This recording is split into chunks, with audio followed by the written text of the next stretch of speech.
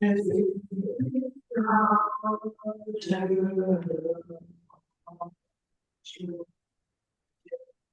watch this.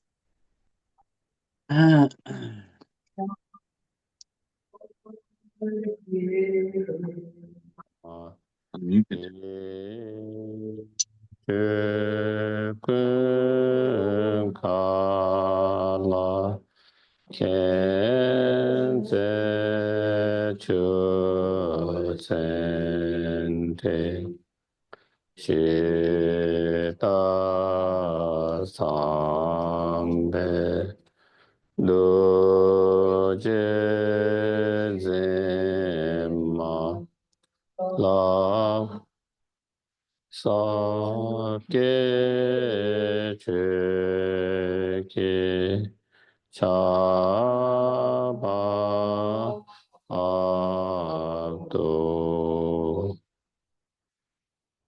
Durana Mandala Ganeyatayami.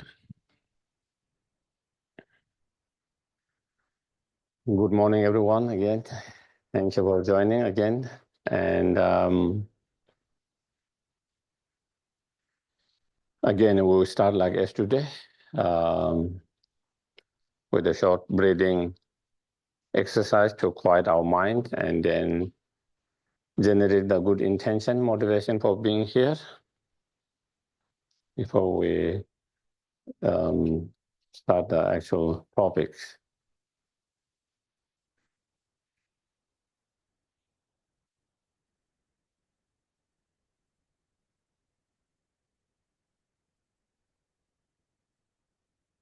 Again, try to keep your back straight.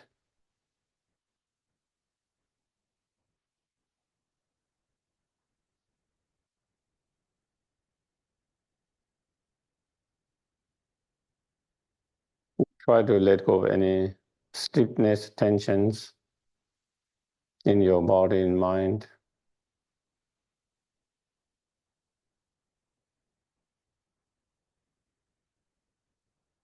Make yourself relaxed, comfortable.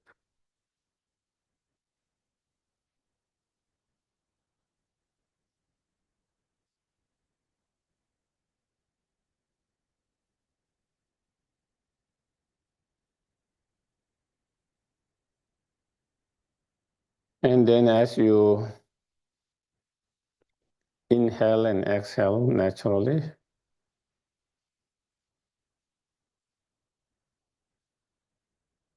watch it mindfully, the breath,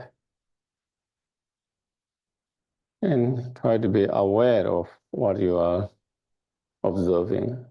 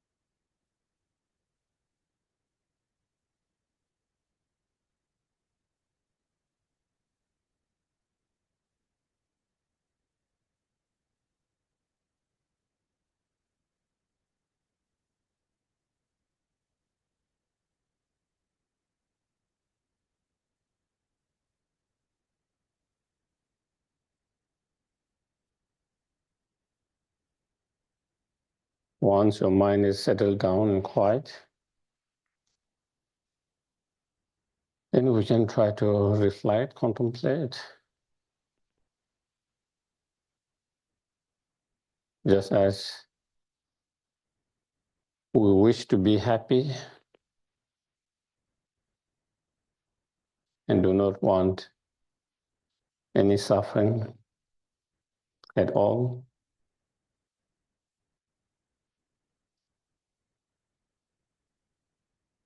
even in the dreams,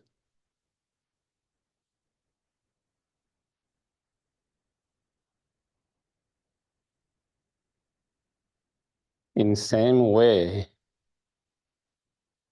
each and every sentient beings, including with whom we have difficulties, they are just like ourselves, wanting to be happy and not to suffer.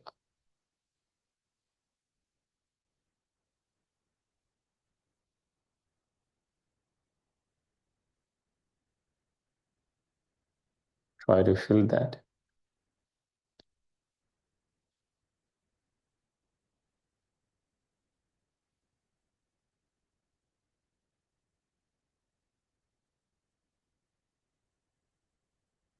We all are same and equal on that very fundamental level.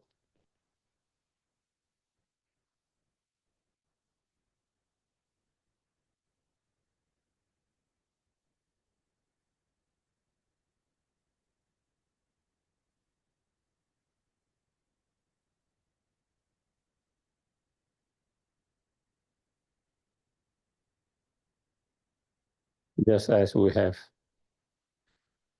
right to be happy and not to suffer,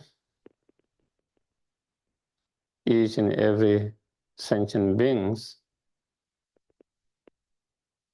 including, again, with whom we have conflict or difficulties,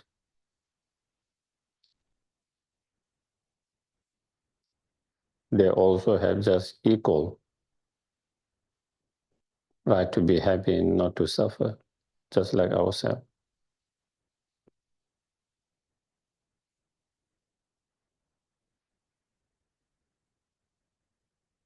Try to feel that.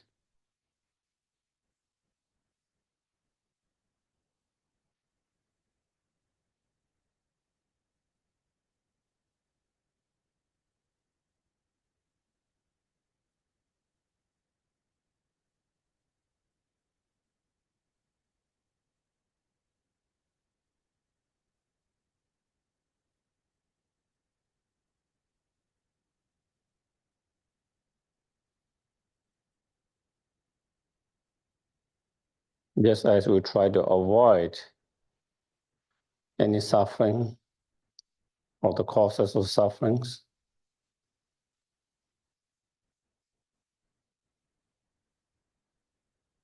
and try to accomplish or achieve happiness and cause of happiness.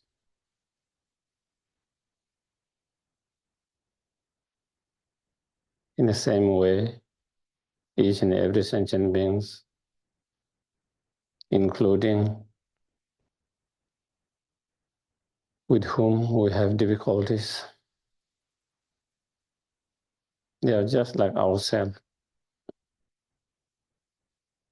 just wanting to have happiness, achieve happiness, protect their happiness.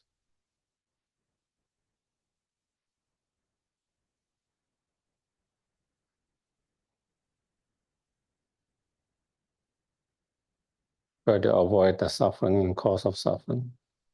That's all everyone's trying to do.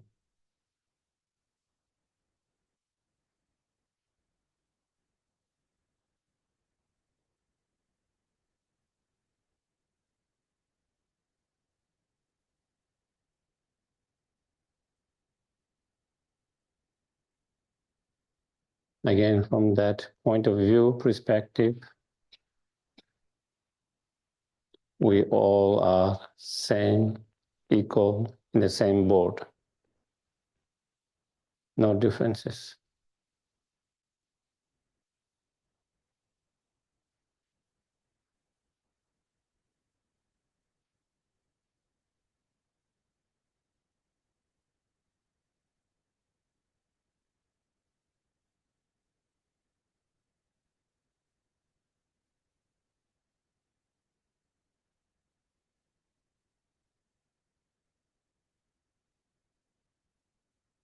Even though we wish to be happy and not to have suffered, but we continue to struggle, finding true happiness.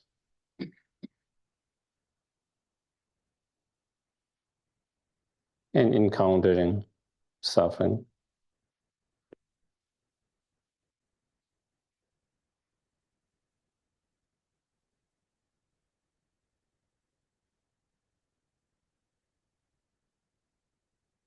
But we are the not only one.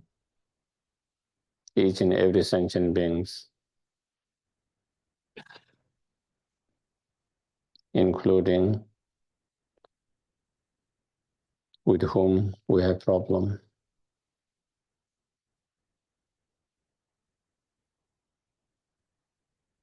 They all struggles to have true happiness.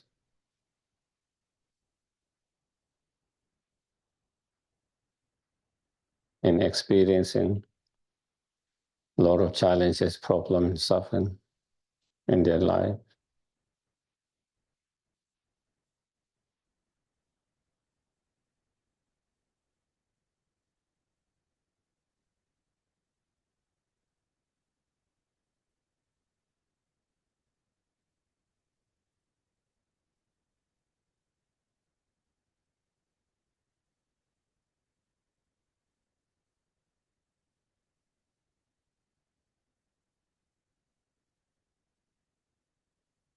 Again, we all are on the same page, same situations.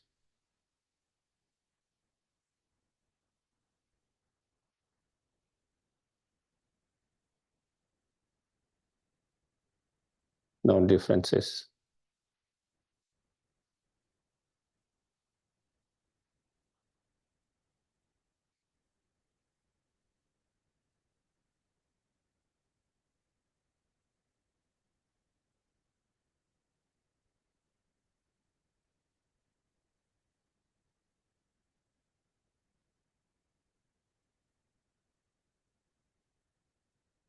Even though that is the cases, when we talk about oneself, is one person's.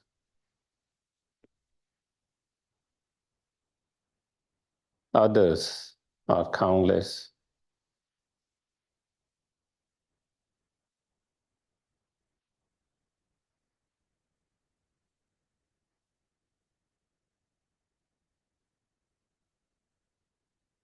If something bad happened to us, is one person's. If something good happened to us, is one person's.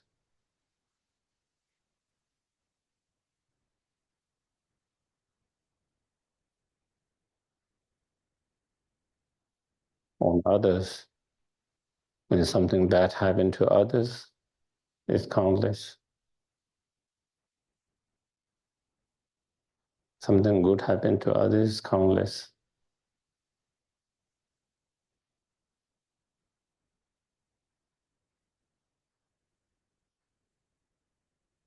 Therefore, to neglect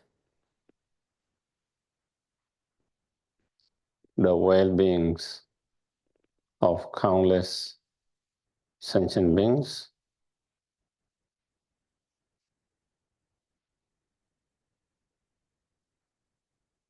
and having only concern for just one individual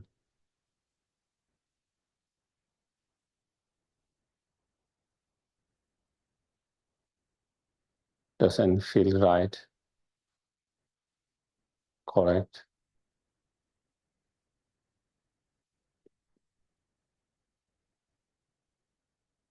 doesn't seem right, correct.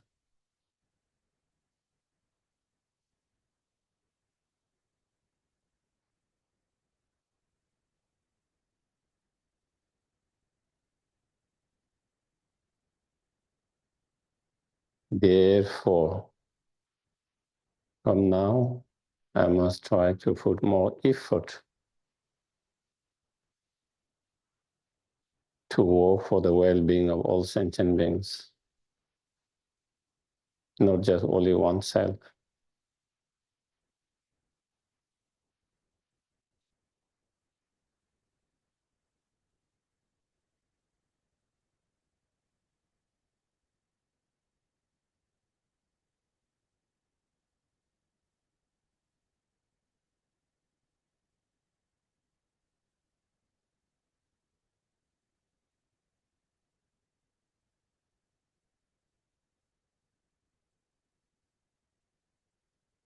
And the best way to help benefit others is to be able to help and benefit by helping them to overcome their sufferings permanently.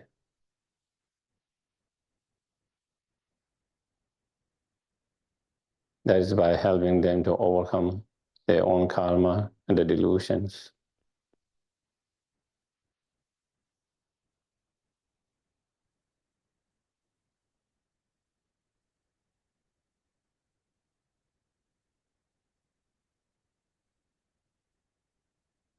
And to help them to achieve not only temporary, unreliable, unstable, transitory, samsaric pleasure and happiness,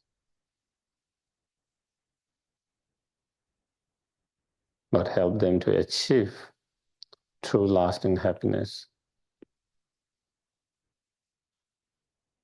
the ultimate happiness.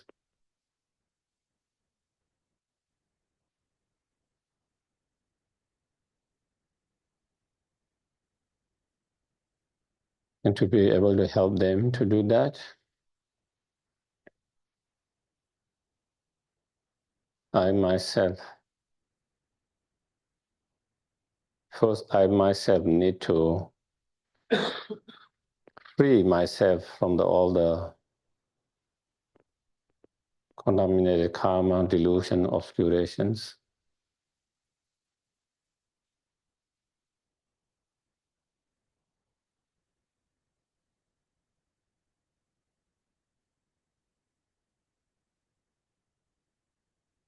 And cultivate and fully develop highest level of true love, compassion, bodhicitta, mind, wisdom, and all other spiritual realizations.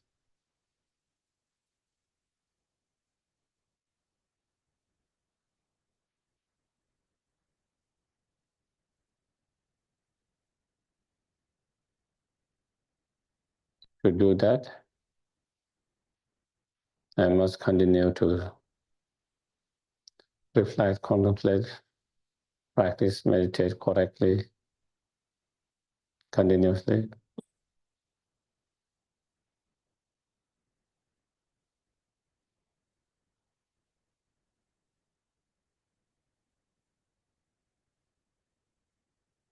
And for that, I need to be reminded of those practices again and again.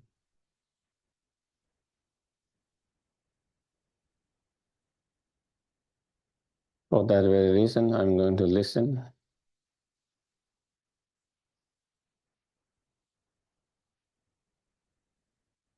Not only listen,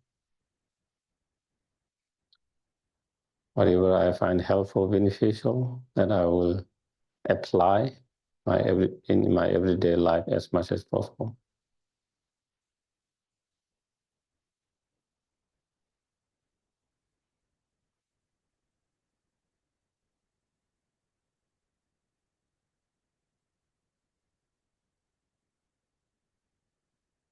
Us coming here together to listen, to engage in discussions, reflection, contemplations.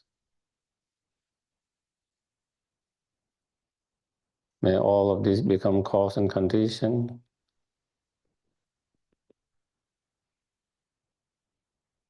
to actualize our highest potential, the fully awakened state.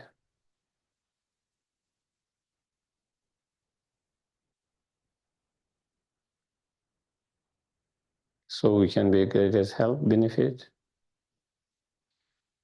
effortlessly, day and night.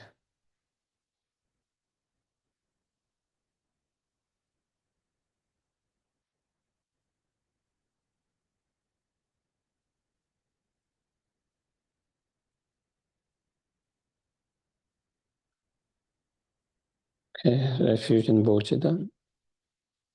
Sangye chedan soge chonam la chanchu pato dane kyatsu che bagi chushe gibe swanam ge dola penje sangye lupa sho sangye chedan soge chonam la chanchu pato dane kyatsu che Nagi jinso kibe sonam ki dola penje sangye duba sho sangye chedan sogi chonam la chanchu padu dani kyapsu che Nagi chuse kibe sonam ki dola penje sangye duba Tanje doje nyeso nen, tawa tamze pangbe che, tambe chun nen ten sebe, kodam de la cha cha no.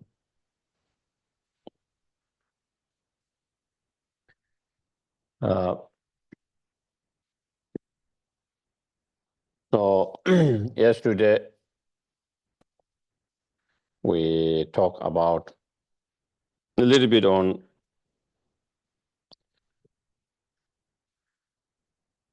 karma, and especially on some of the possible misunderstanding of karma. What are some of the possible misunderstanding of the karma?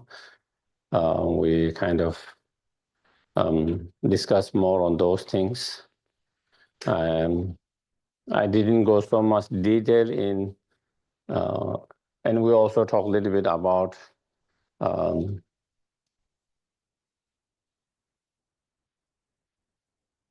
the three possible karma, the virtues, non-virtues, and neutral karmas. And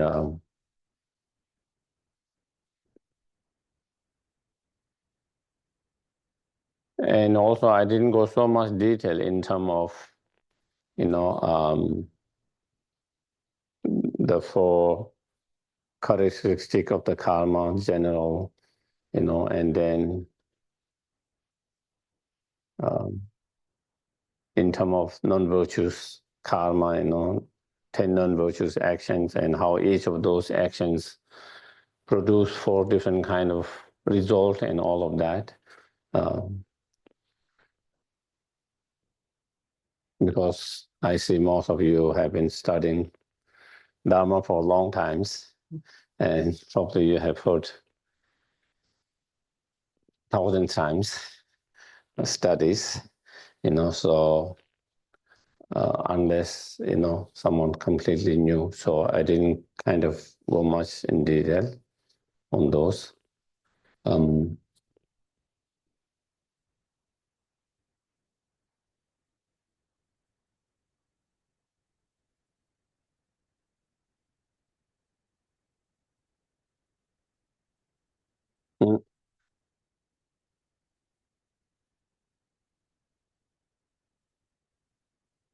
So continue to that. In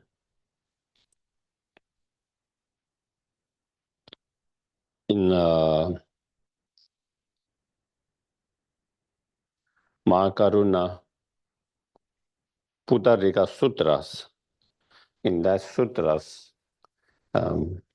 Buddha explained the world is produced and manifested by karma. Beings are created by karma. They are caused by karma.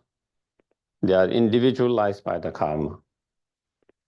So in that sutta, Buddha explained, our individual world as well as our collective world. We are experiencing 2 kinds of worlds. simultaneously. We experience our individual worlds, our individual experiences, as well as we are experiencing collective worlds that we experience similar shared experiences. And all of those different experiences, whether it is individual or it is collective, those experiences or those worlds, is produced by our individual karma or collective karma. Is a manifestations of our individual and our collective karma.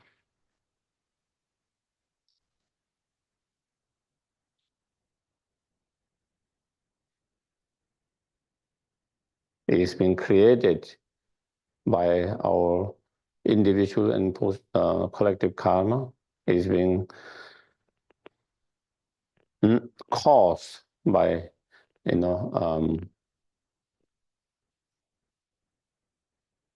individual and collective karma.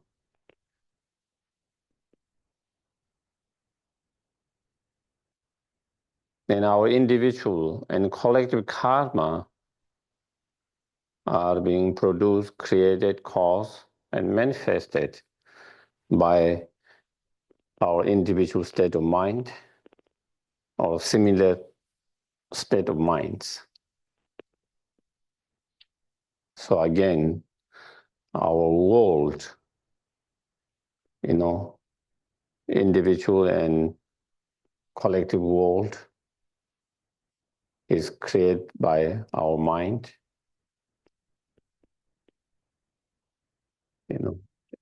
The beings are being, created by the mind, and they are caused by the mind and the experience and the beings.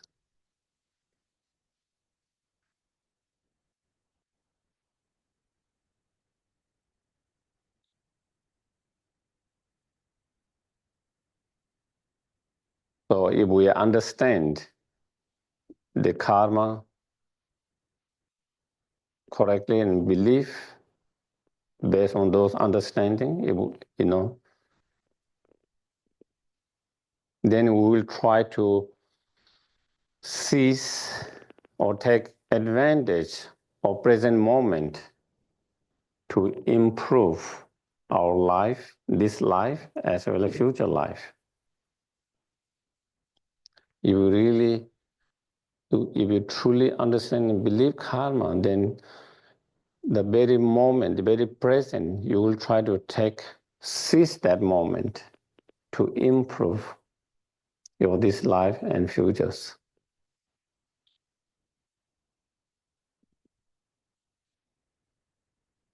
And since our actions or karma is caused by the intentions of mind, intentions,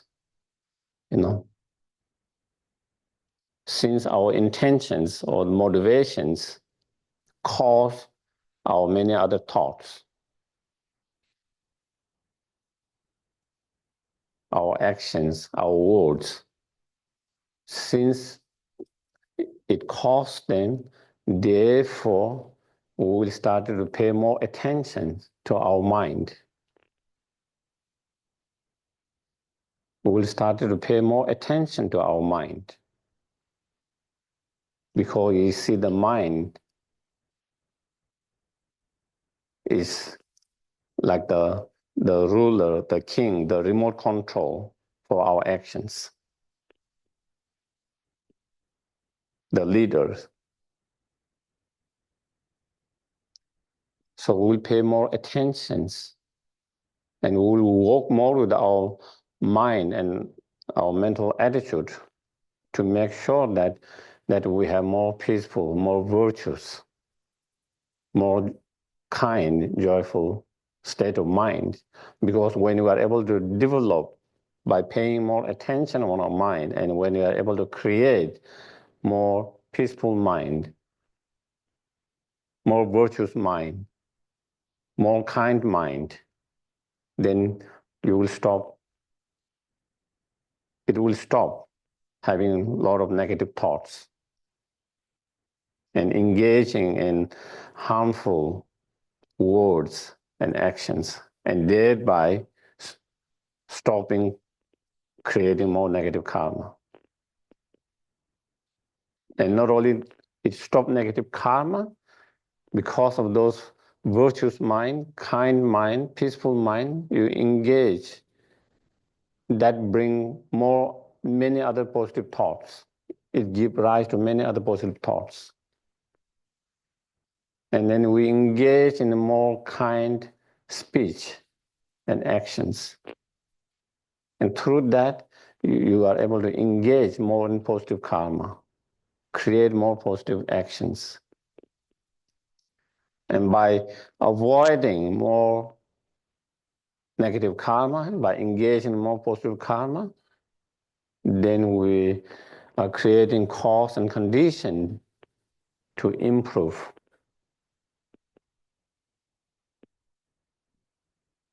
our present life and future lives.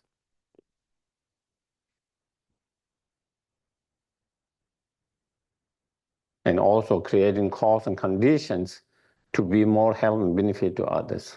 It's not only creating cause condition for your own better of yourself, but also creating the cause and condition to be more help and benefit to others. Because to be able to be help and benefit to others, you need to have that again, create that cause conditions.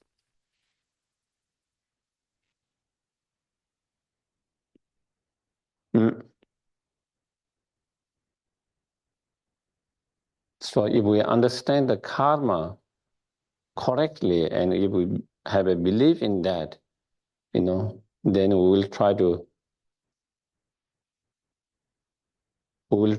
and put more effort, to stop those negative thoughts from arising and roaming around without any control. At the moment, we allow those negative thoughts to arise anytime they want to arise. Let them roam anytime they want to roam.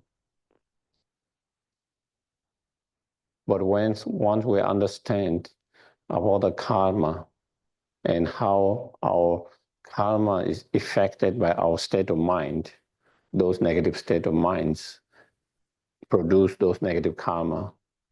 Therefore, we'll pay more attention. We become more mindful, more careful, more watchful, and put more effort to not allow those negative thoughts to arise to begin with. Even it arises, we try to apply antidotes so that it doesn't continue for a long time, so it doesn't become too strong, so it doesn't kind of take over yourself by those negative thoughts,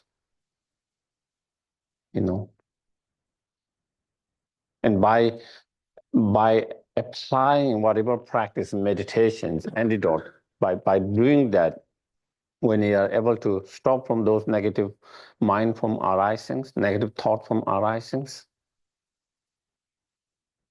when you are able to do that, you have already started improving your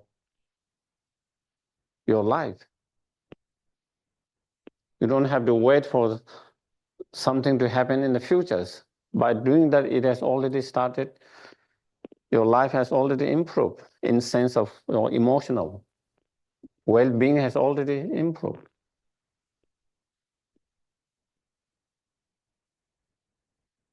Your mental and emotional well-beings, and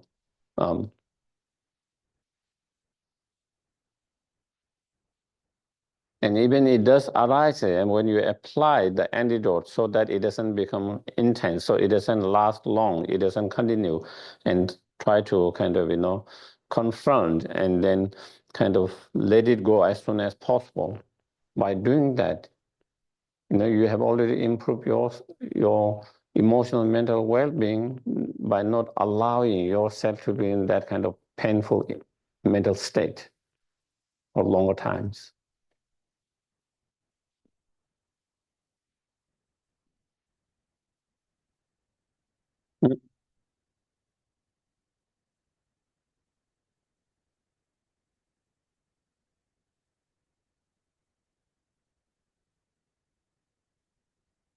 At the moment, we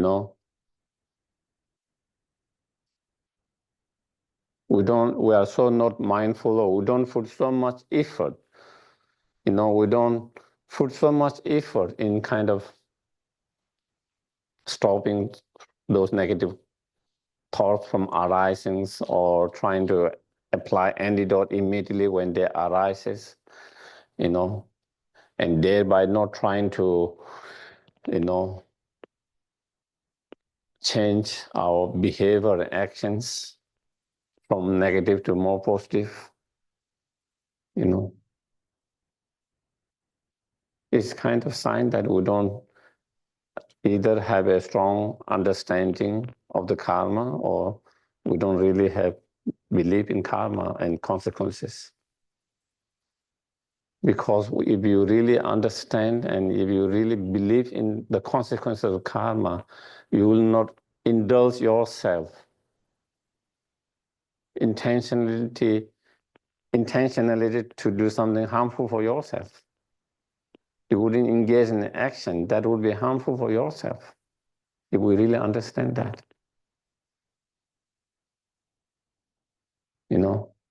Someone who is in good mental state, of course, someone can have some problems, have mental problems. But someone who is in a good mental state, nobody wants to hurt themselves. Nobody wants to do something that brings them suffering and hurt and harm. So nobody will want to engage in the action that will bring harm, hurt, and suffering to themselves. But still we do that because still our understanding and our beliefs is kind of maybe not shaky. Maybe there is karma. Sometimes we feel maybe there is, sometimes we maybe not sure.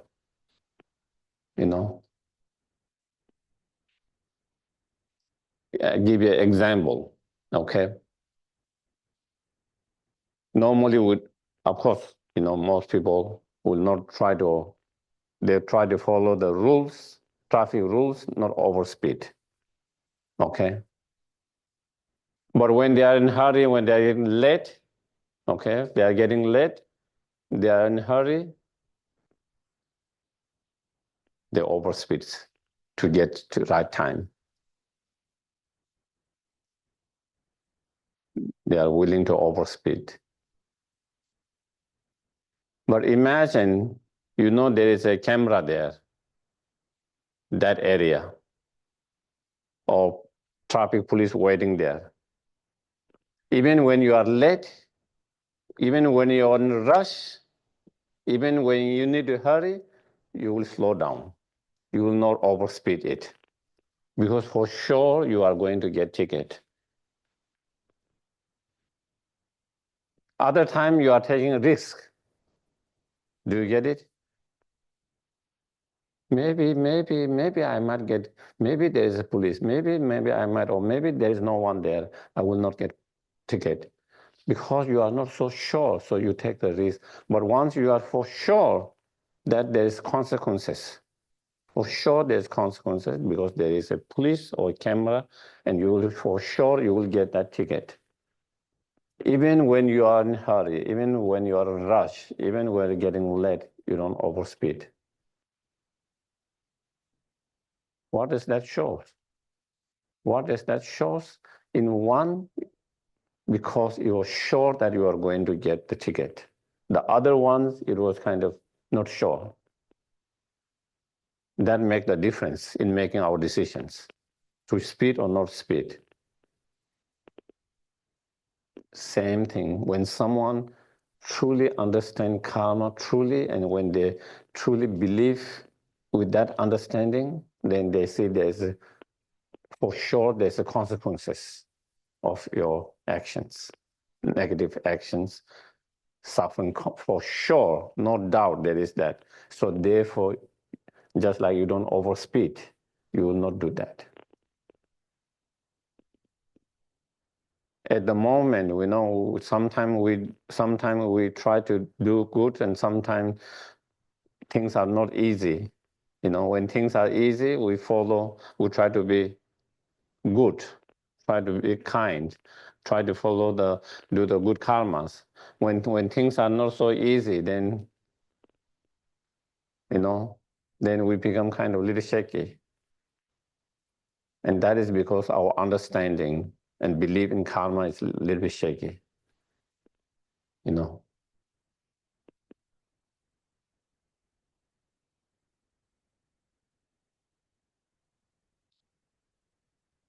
And that is why you see so many stories, the Bodhisattvas, like Buddha's own stories when he was on the path as a Bodhisattva, and many others great Bodhisattvas, and so on.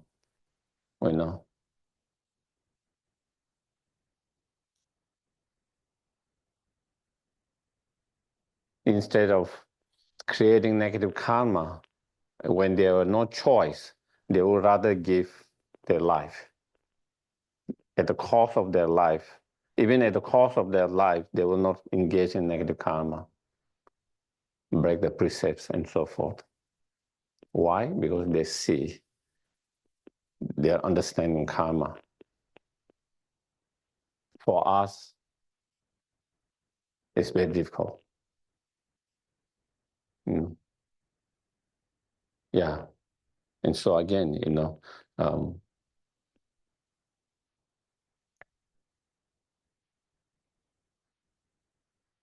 so then, I like to talk a little bit on today, first little some of the benefit or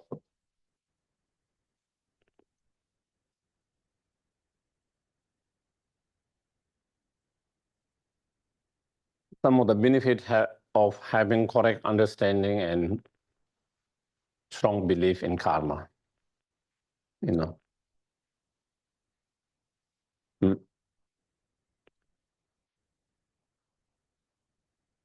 And as I just mentioned now,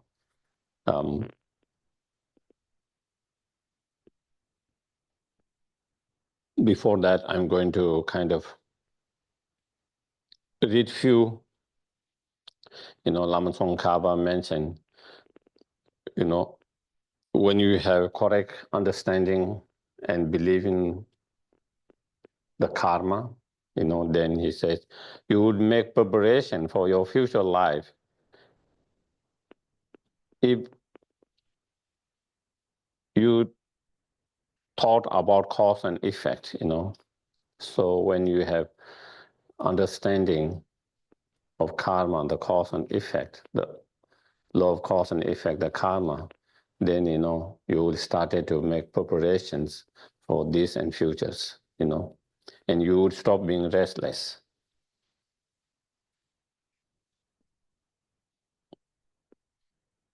And Lama Yeshe mentions, the more convinced one becomes of inner law of cause and effect, the karma, the more energy one gets to change and improve oneself and one's life. And it is when you understand, the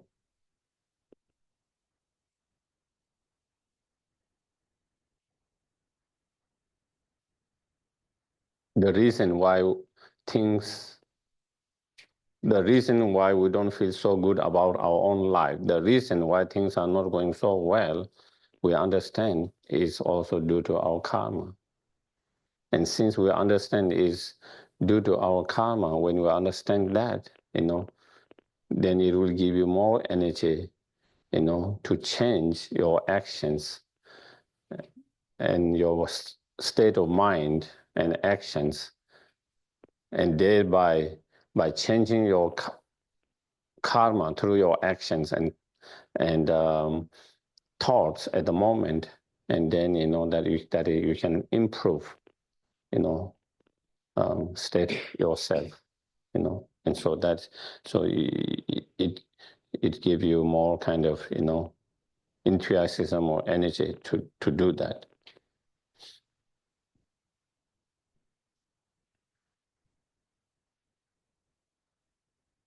Lama Yeshe also mentioned here, if you understand the intimate relation between the actions and their consequences for yourself and others, you will automatically be more careful and conscious.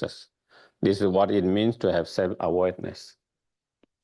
So you will have more self-awareness, and you will be more mindful, more careful of your thoughts, of your actions, of your speech,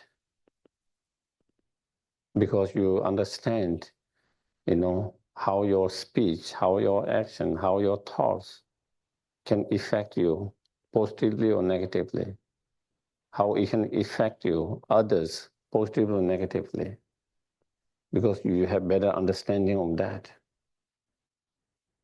because you have better understanding the connection between the cause and effect in that way. And so, you become much more mindful and careful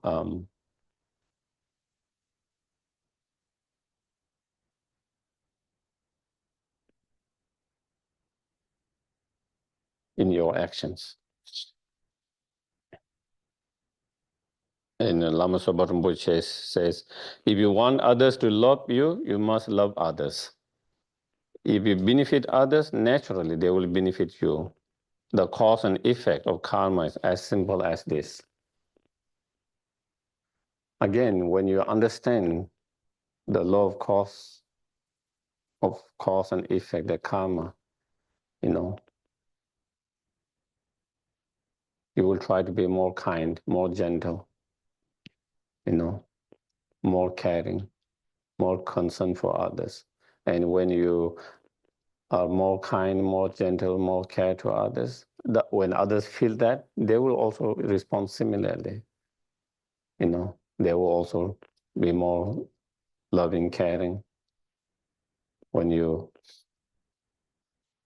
are respectful to someone, also the other also become more respectful yourself. When you are disrespectful to someone, they are most likely to react with more disrespect to yourself. The actions and reactions. And thereby, when you act with respectful to someone, it helps them, it makes them feel good. Okay? It makes them feel good. Instead of when you treat someone disrespectfully, it makes them feel hurt, pain. Not only it hurt them with disrespectful, on others with respectfully, it helped feel them good. But again, as a reactions, they also react respectful to you, and they respect, and you feel good about it. You yourself feel good about it. Someone is respectful of you. On the other hand, when someone is disrespectful of you, then again, it hurts you, it harms you. So then, it keeps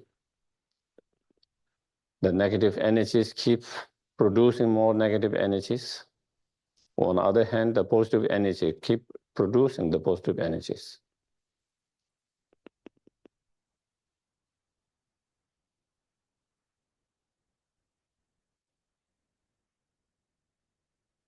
Mm.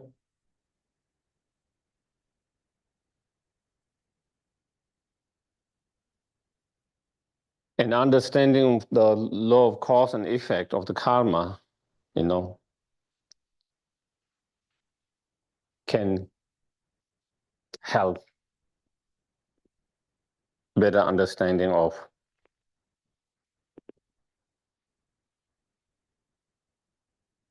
emptiness, and not to fall to have the understanding of emptiness, the middle way, instead of falling into one of the extreme nihilisms. you know.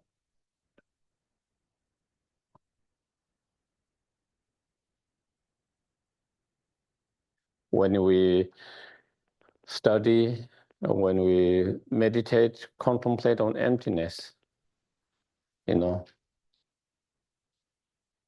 there is kind of sometimes there's a danger of falling into nihilism, falling that there's nothing. There is no me, there's no positive karma, there's no negative karma, there's no experience of positive karma, happiness, there's no negative suffering, the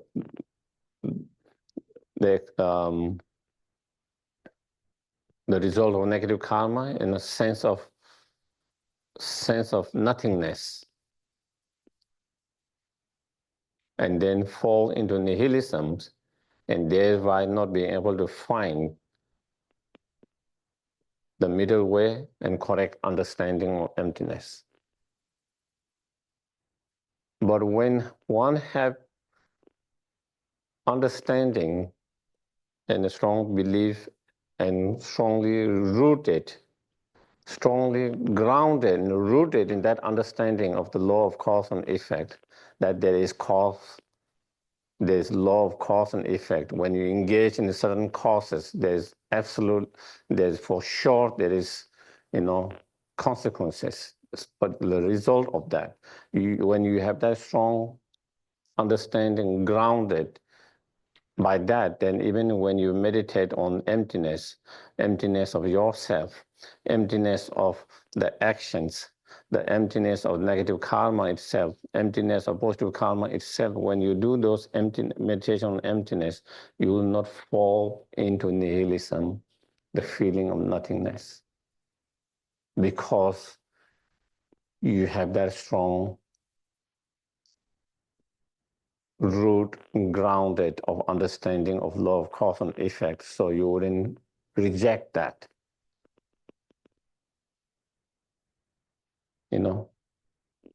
That meditation, through that you will not be able to kind of totally reject that, seeing there's nothing, because you have been very strongly, have that realization, that strong grounded.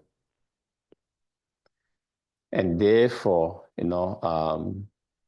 Nagarjuna, in his commentary to the Bodhicitta, he says, while one understands emptiness, at the same time, to follow the law of cause and effect, these teachings is amazing among amazing, wondrous among wonders. And that is while the practitioner or individual understand emptiness, at the same time they practice law of cause and effect, the karma. They don't become kind of, there's nothing, so therefore I don't have to act positively or avoid acting negatively, because everything's empty. Therefore, I don't need to think positively. I don't need to talk positively. I don't need to act positively, nor I don't need to avoid having a negative thoughts, nor I don't need to avoid negative speech, negative actions, because there's nothing, because everything's empty.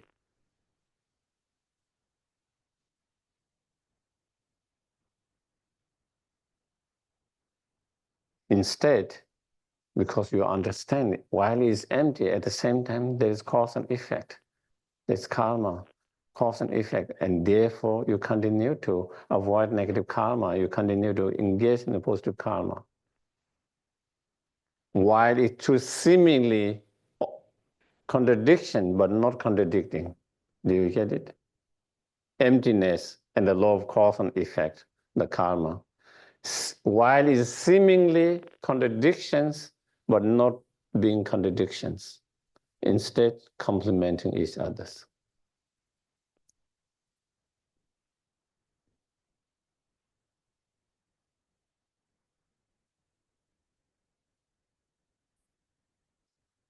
Because there's law of cause and effect,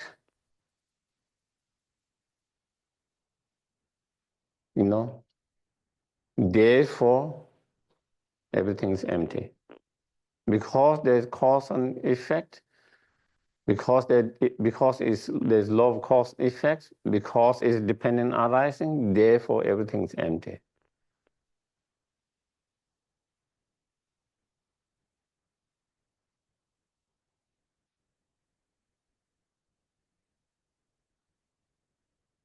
And because everything is empty, therefore there is law of cause and effect.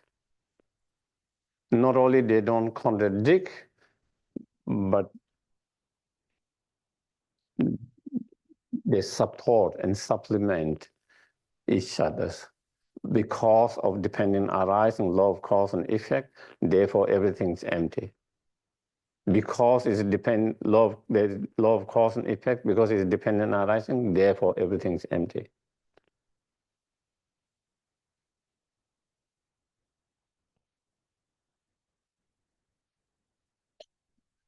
And so that teaching, and that is what Nagarjuna, he said he found incredible of that.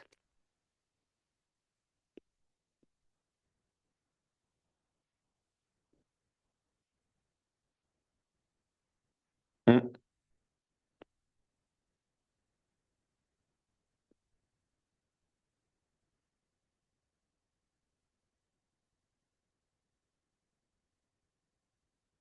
And then, Lama Tsongkhapa in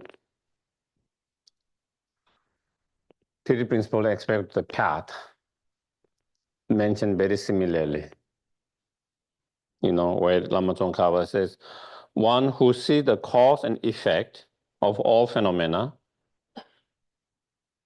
of both cyclic existence and state being sorrow, as forever unbetraying or, undeceiving, the law of cause and effect of both samsara and nirvana as being undeceiving, unbetrayed, and for whom any object trusted in by the grasping mind has completely disappeared, that is truly existing, object, has at that time entered the path pleasing the Buddhas.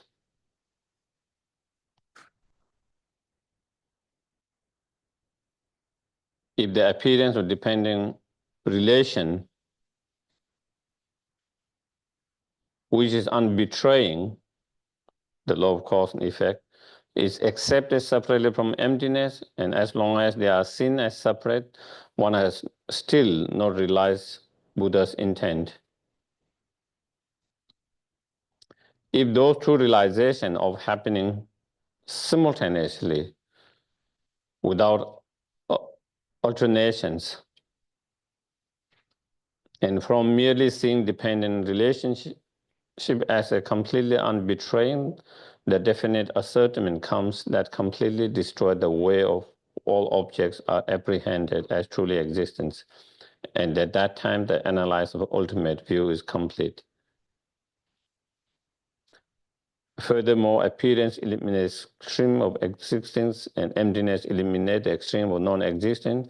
If you realize how emptiness manifests in the manner of cause and effect, then you are not captivated by the wrong notions of holding extreme views.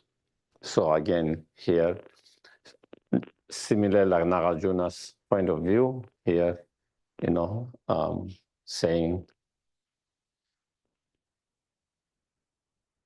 while you see the law of cause and effect, at the same time to be able to see empty.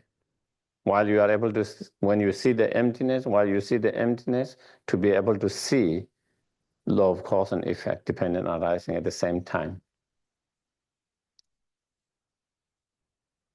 if when you see law of cause and effect, at that point where you see there's law of cause and effect, karma, or dependent arisings, but if you cannot see emptiness at the same time, then you haven't had the complete understanding of the Buddha's complete thoughts.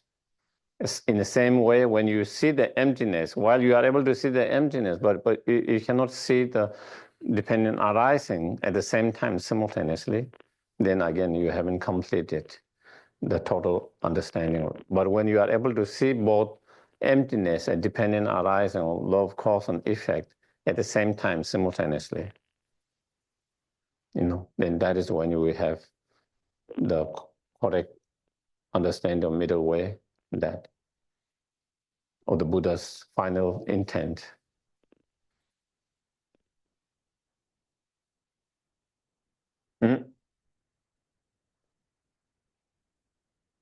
So that is how the understanding of law of cause and effect help us to understand dependent arisings. Through dependent arisings, then it helps us to understand the emptiness. Correct on the middle way without falling in that extremes. Otherwise, sometimes you hear when they talk about emptiness or non-dualistic, and then oh, you shouldn't have this concept of moral, immoral is dualistic. You should get over that. If you want to reach non-dualistic view, you shouldn't have any kind of thought of moral, immoral concept, and so on. Sometimes, again,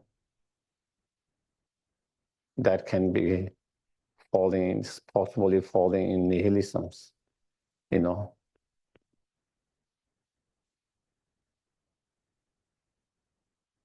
While you see emptiness, at the same time, you don't reject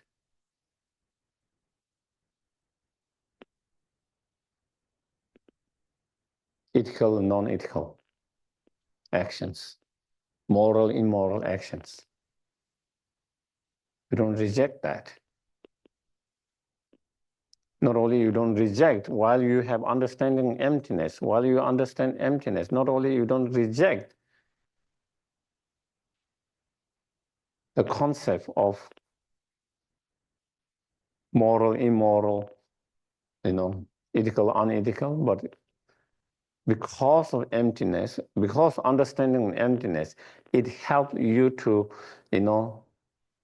avoid engaging in immoral and unethical, and it helps to engage you more strongly in the practice of moral and ethical practice.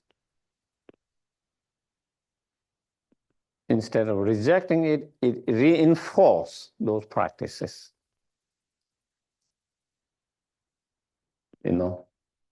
But when we don't have correct understanding, then that can be one of the dangers. Instead of reinforcing those practices, you might be rejecting those practices.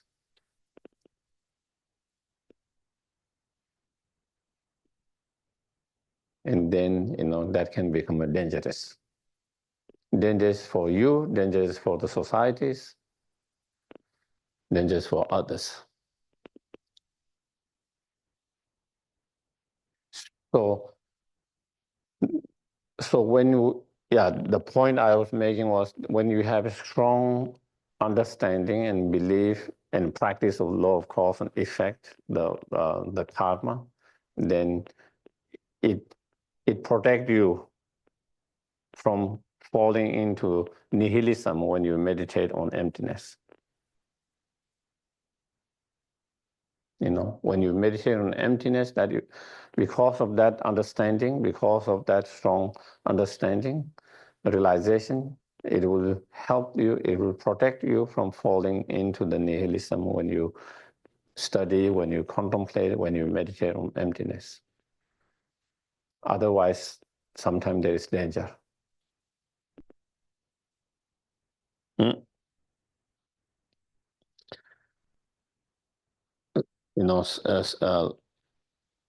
In a Guru Puja, the Panchen Losang Chogen, also he mentioned, samsara nirvana lack even an atom of inherent existing, and the cause and effect and the depending arising infallible.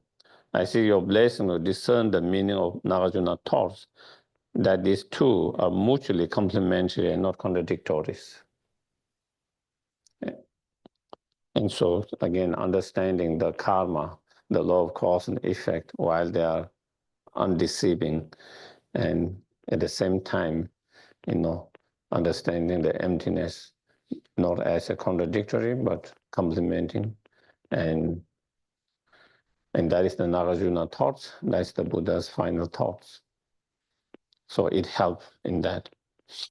Also, when we have the correct understanding and belief in karma, it helps to improve our refuge. Our refuge become much more stronger.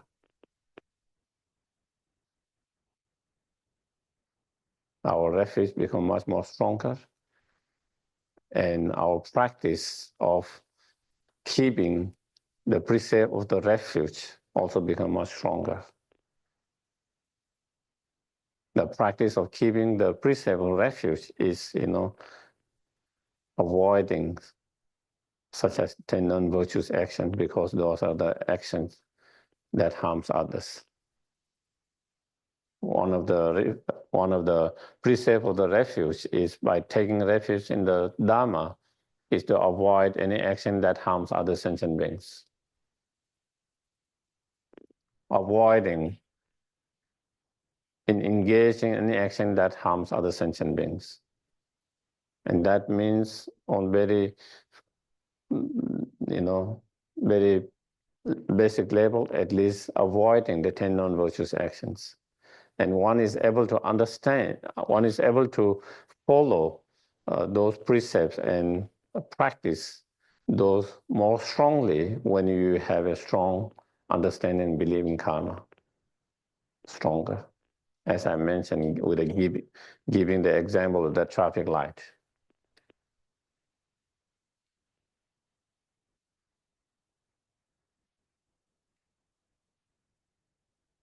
If we don't have strong understanding and belief in that, then, when it is easy, we try to follow it. When it is not easy, we just give up. When it is easy to be kind, we try to be kind. When it is not easy to be kind, and then we become mean.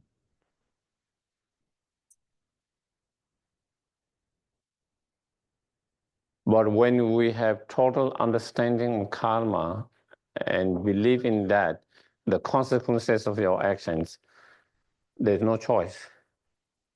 Even when it's difficult. Even in difficult, you cannot be mean.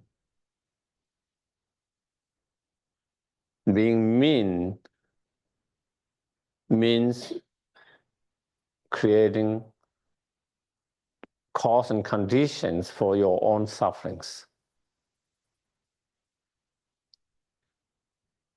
And so you don't want to create more suffering for yourself.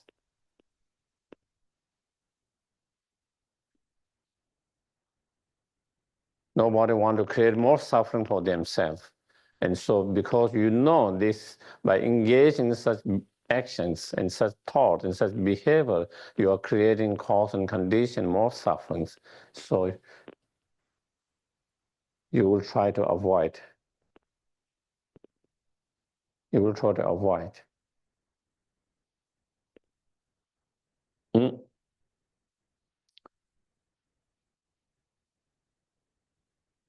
So in that, Lama Tsongkhapa, in his Song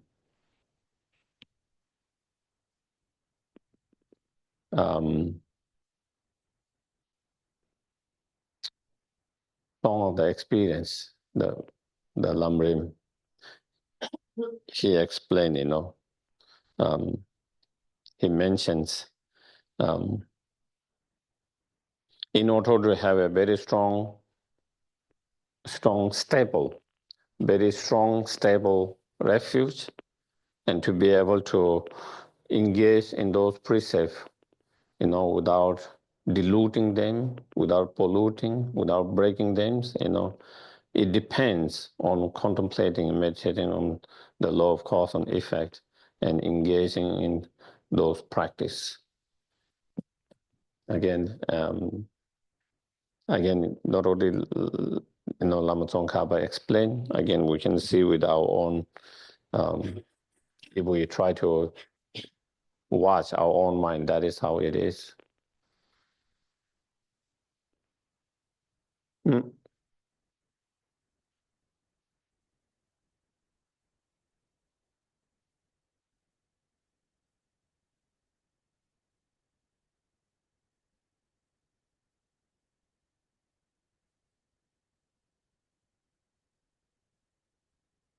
Without belief in karma, can we become a good person? Of course. Can someone be a good person? Of course, there's no doubt. Can someone be a compassionate, moral, ethical person? Absolutely. There's no doubt about that. But again, when you have understanding, belief in karma, regardless of your situations, not only during the easy time, also difficult times, you will try to be better persons and not engage in the negative. When we don't have understanding that, we try to be nice when things are easy, and it's hard to be nice when things are not easy.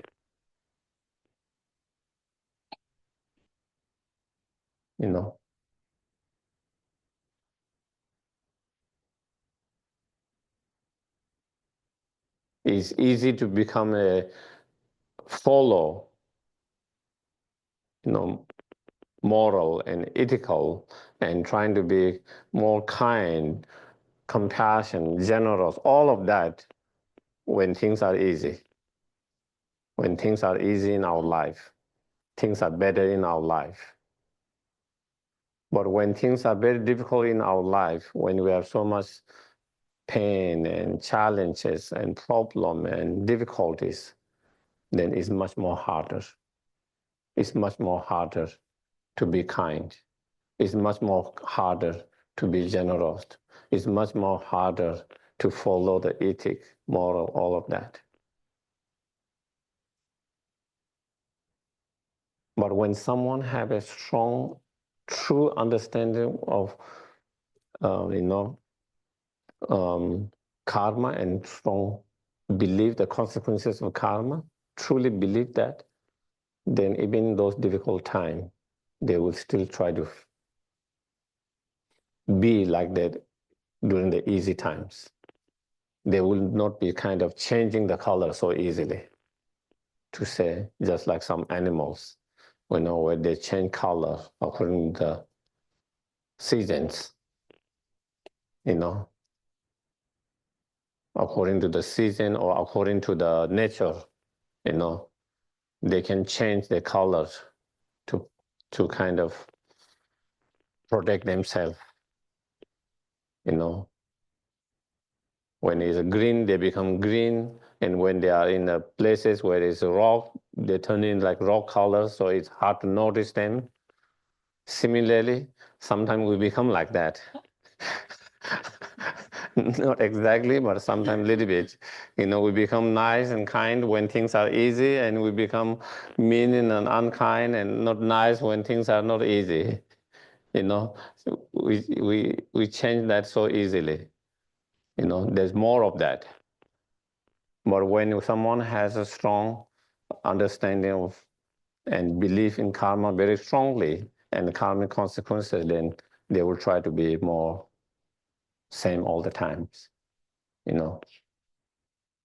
Even when it's difficult, even when it's not easy, even when it's difficult, they will try to avoid being mean, unkind, and engage in those harmful actions.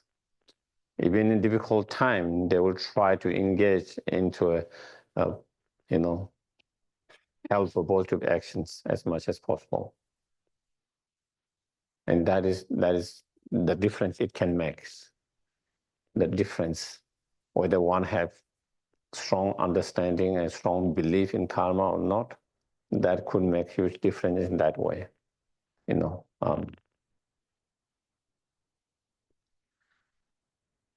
So I think, yeah, I think maybe we will have I can take one or two questions if.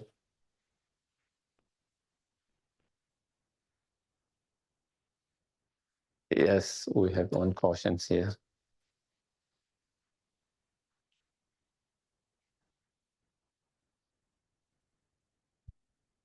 Sorry. I wasn't here yesterday, but I don't know whether you explained about collective karma. Can you explain just a little bit about collective karma? Thank you. Thank you, thank you. Actually, I didn't kind of really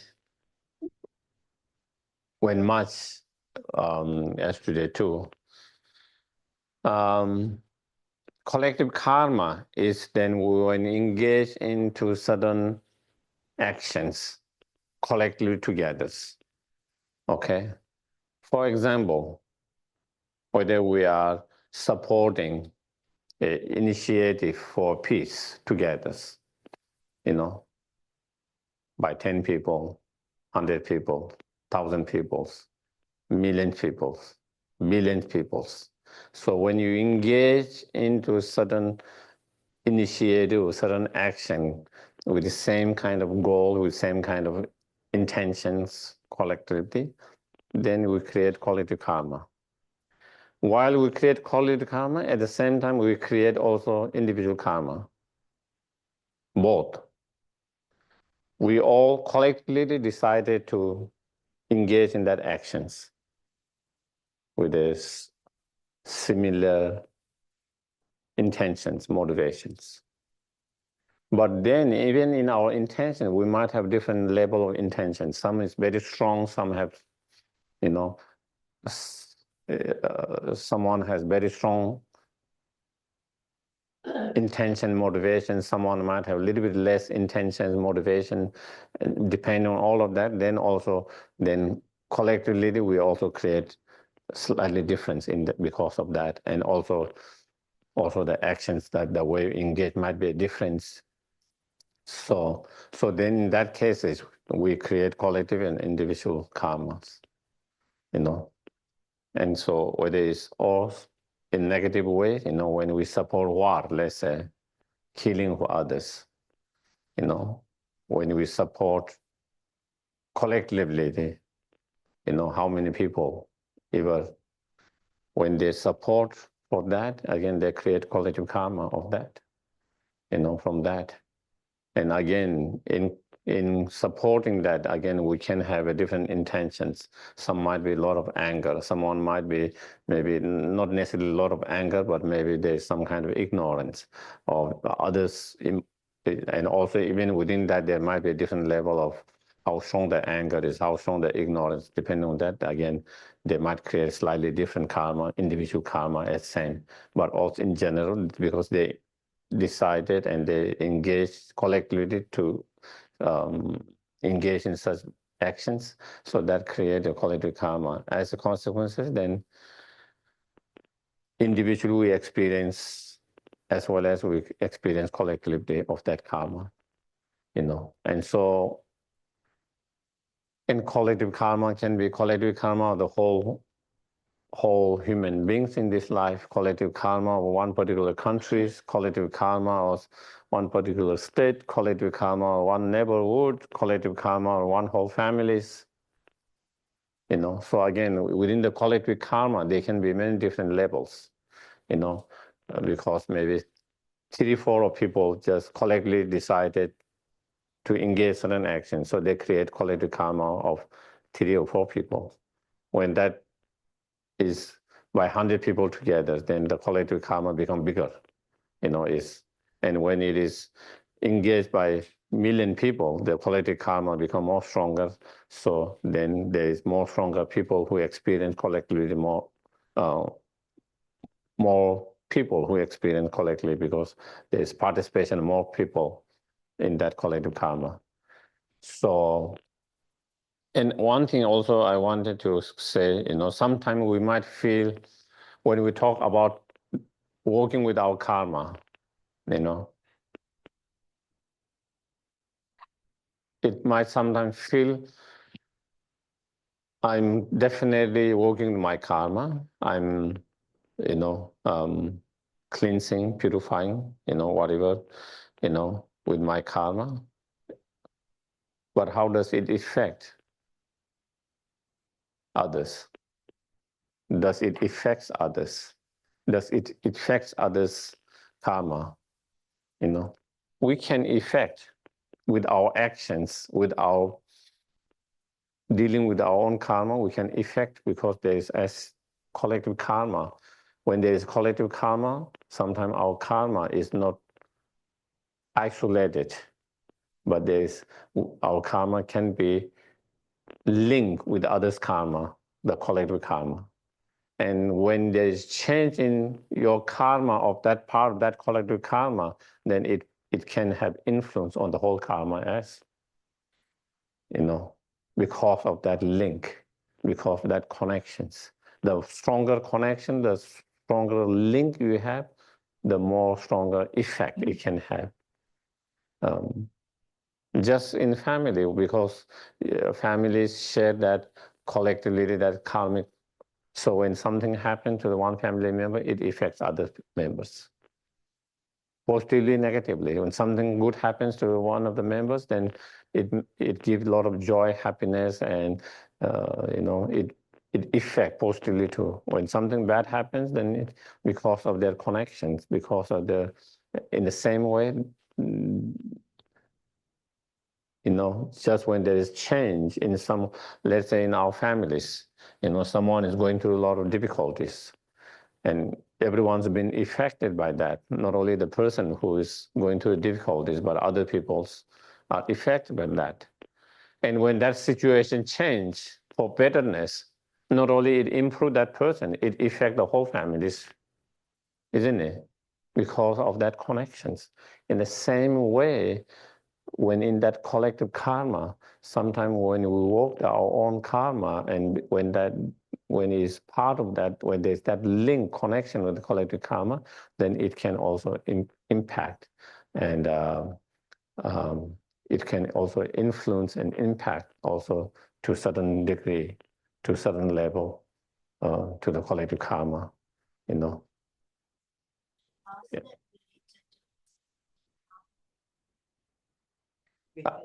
Yeah.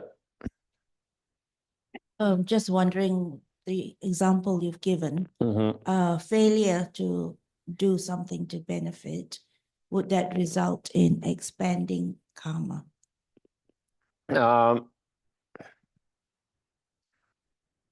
Not exactly. Maybe expanding karma, of course, expanding the karma is one of the characteristics of the karma, is that if there is no obstacle for the karma to expand, it will continue to expand. It has that potential, it has that nature. Just like in a plant, unless there is an obstacle for it to expand and grow bigger and bigger, it will continue to grow bigger and bigger until there's a limit to that. Of course, if there is obstacle to grow, then it cannot grow, even though there is potential to grow because the obstacles. In the same way, whether it's positive karma or negative karma, it will expand unless there is the obstacle for it to expand. That is one of the characteristics of that. And so therefore, there are, for example, in terms of positive karmas, it can be, even though it has potential to expand, but it can be destroyed by the obstacles of anger or wrong view and so forth, those negative energies. In terms of negative karma, even though karma, again, has that qualities or characteristic to expand it, but through purifications, by creating obstacles, purification become obstacle for that negative karma to expand. So some of the purifications, it says even it cannot destroy, depending on how strong your purifications is. If you have a very strong purification practice, it can completely destroy the whole negative karma completely. But maybe we do purifications, but maybe purification practice is not so strong, so it cannot destroy the whole negative karma completely. But it can destroy the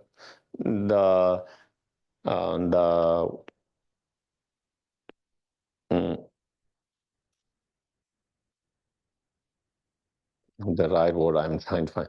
It can destroy the negative karma from producing the whole result. It makes much lighter because of your purifications. Okay. And it hasn't completely destroyed because your purification is not because the purification didn't work, but because our purification practice was not strong, not complete and strong. Even though it's not complete and strong, even though it didn't destroy completely, but it helped because it destroyed to make it much lighter. So you experience the result, but much more lighter versions. And then in minimum, they say on minimum level, when you do the purifications, even when your purification is not so strong, at least it stops from expanding the negative karma. So purification can work on 3 different levels, depending on how strong your practice, depending on how complete your practice is and how strong those practice is, which I think I will talk later, because I think also you, and then so with that, even on minimum level, on the highest level, it can destroy the whole negative karma completely, that you don't actually experience. The result of that is completely destroyed. On kind of middle level, even though it's not completely destroyed, but it makes lighter. So you experience lighter versions instead of the full versions. And on the minimum level, at least it stops from expanding it. Yes. In the example you gave, that there is, let's say, a family, right, is experiencing have negative experiences because of the ripening of negative karma. And they continue, let's say a group of people, the family. So together they experience the collective karma as well as individual karma. Yes. Now, if everybody then becomes negative and create more negative karma, that negative karma in a way will expand. Is that what you will say? Because there's nobody engaging in any virtuous action. Yeah. Then you then you continue to give cause for that negative karma to expand. Yeah. Yeah. It's giving the water. Continue to give water to that negative karma to continue to grow. So on a global level, if the world is at war and there's a lot of conflict and nobody does anything, then that karma for that conflict and negative will affect the world. Oh, sure. Yeah. Yeah. So if people do nothing, can you say they are also complicit, or they are actually adding to that karma? They don't do anything to purify or stop that negative, the world and the killing.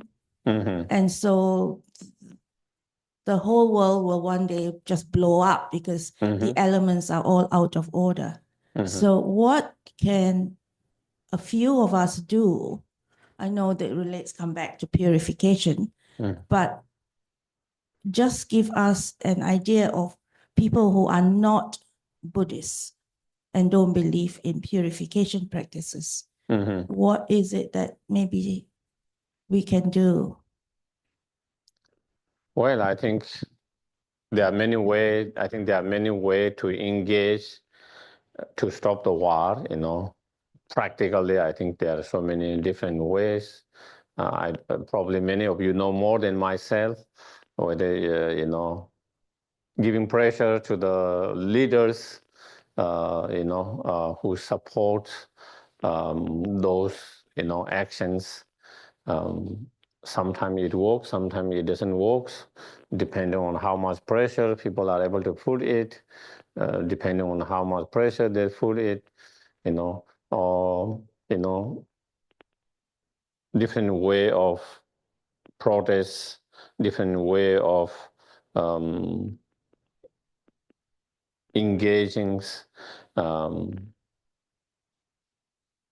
to have more awareness so that more people are more aware the danger of that, and that more people started to speak up or trying to engage in whatever actions, contribution they can engage into to stop, and then again, trying to also work their own minds, not to get upset and angry, and trying to, while we try to engage to stop the war, at the same time not to build up kind of, again, aggression in our mind. So then that could be another cause for another problem in the futures. And working with your mind and and doing whatever action you can. I think there are so many different ways that people can contribute. Yeah, so that is. We pay taxes, and if the government spends the money on, if we pay taxes, if the government spends the money on weapons that are used to kill people, or they spend it on foreign aid to help poor people, is there a collective karma that we get from that? Because you have no intention for you when you give the tax, you have no intention to contribute for the war. So I don't think there is that negative karma for that. It will be the people who misuse it, But as a taxpayer, the money wasn't paid for the war and weapons. It was paid for to take care of the citizens, So okay. Changju Semjo Rinpoche Mage Pana Kenkyo Che Kyawa Nyamba Meba Yang Kongle Kongdu Pewa Sho. Thank you.